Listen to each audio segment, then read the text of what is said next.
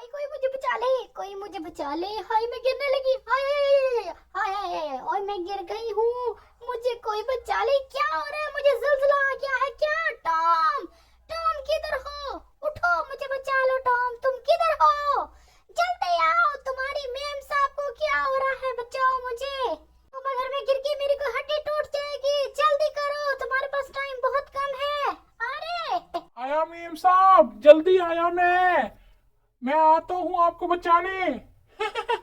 रुक जा रे के बच्चे रुक। तूने मेरी मेम साहब को गिराने का क्यों सोचा? रुक जा। रुकता है कि नहीं?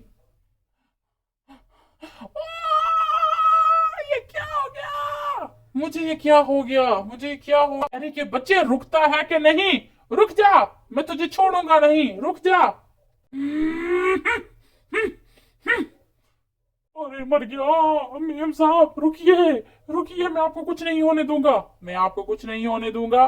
बिल्कुल भी कुछ नहीं होने दूंगा। बचिए बचिए। क्या हो गया मेरे से? आज मेरी खैर नहीं। मेरी किस्मत में ही बुरा लिखा है। मैं क्या करूं? लगता है मुझे अब ये मैडम यहाँ रहने नहीं देगी।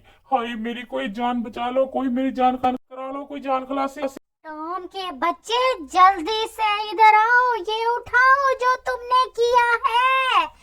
क्यों किया ये सब तुमने? जल्दी उठाओ वरना मैं तुम्हें कुछ खाने के लिए नहीं दूंगी। सुन लिया तुमने? मैं जल गया। मैं जल गया।